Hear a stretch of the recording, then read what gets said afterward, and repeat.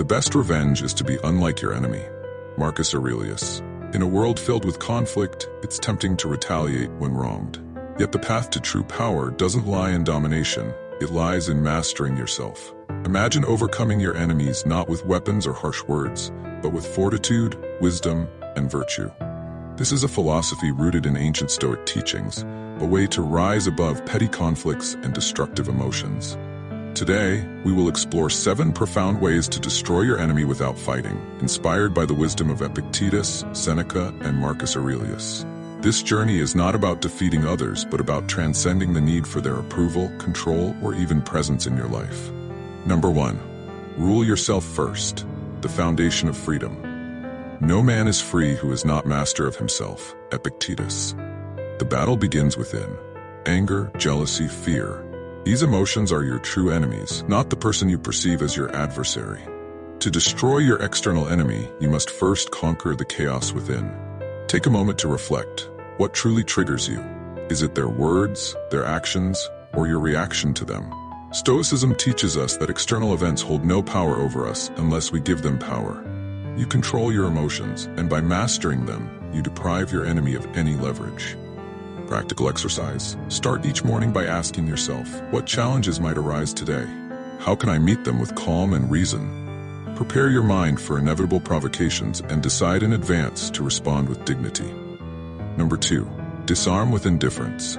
You have power over your mind, not outside events. Realize this, and you will find strength. Marcus Aurelius. Your enemy's greatest weapon is their ability to provoke you.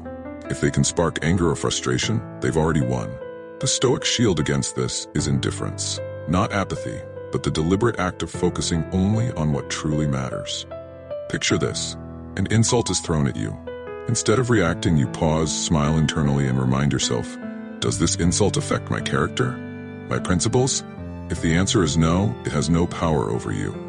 Enemies thrive on your reaction. By responding with indifference, you leave them powerless, confused, and defeated. Practical exercise. When faced with provocation, count to 10 before responding. Reflect on whether the situation truly warrants your emotional energy. Number 3. Transform resentment to compassion. Whenever you are about to find fault with someone, ask yourself the following question. What fault of mine most nearly resembles the one I am about to criticize? Marcus Aurelius. Hatred is a heavy burden. The more you hold on to it, the more control it has over you. But what if you saw your enemy not as a villain, but as someone flawed, broken, and misguided, just like yourself? Compassion doesn't mean condoning their actions. It means freeing yourself from the chains of resentment. Consider this. Your enemy's actions likely stem from fear, insecurity, or ignorance. Instead of feeding your hatred, ask what drives them to act this way. By understanding their struggles, you take a higher path, a path that liberates you from emotional bondage. Forgiveness is not weakness. It is an act of inner strength. It says, your malice has no place in my soul. Practical exercise. Write down your feelings about your enemy, then reflect. What pain or fear might be driving their actions? How can understanding this help you let go? Number 4. Build inner wealth. The treasure no one can steal.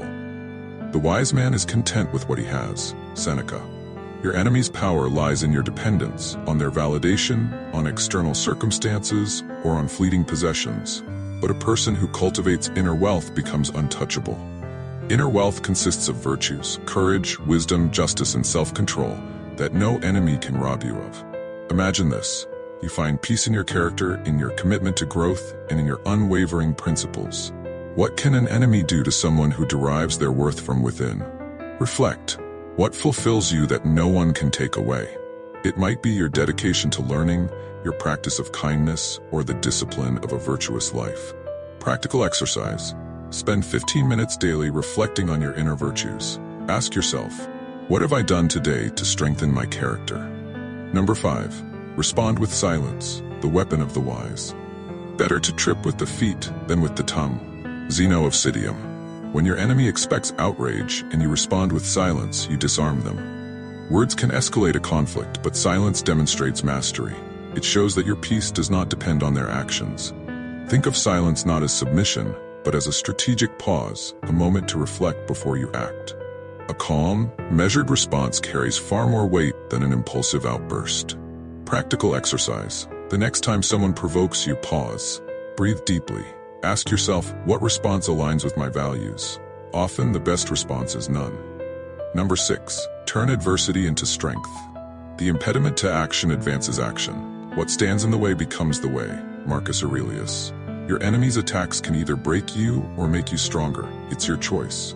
A Stoic views challenges as opportunities for growth, just as a blacksmith sees fire as a tool to strengthen steel. Consider this.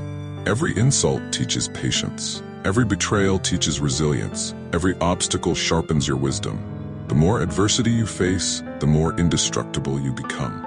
Practical exercise. Reflect on a recent challenge. Write down the lessons it taught you. How did it shape you into a better, stronger person? Number 7. Maintain a long-term perspective.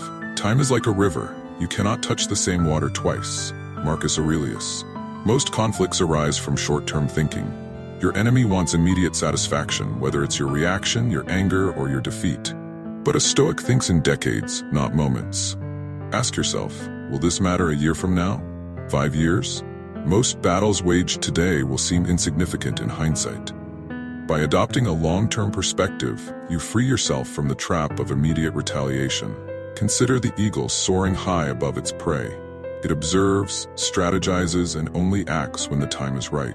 Likewise, by focusing on your broader goals and values, you rise above petty disputes. Practical exercise. When faced with a conflict, write down your ultimate life goals. Ask yourself, does engaging in this battle help me achieve them? If not, let it go. Conclusion. To destroy our enemy without fighting, we must master ourselves. Together we can rule our emotions, respond with indifference, transform hatred into compassion, build inner wealth, embrace silence, turn adversity into strength, and rise above with virtue. This is our path, not to defeat others, but to become unshakable as one. In unity and resilience, we find true victory. This is our way forward.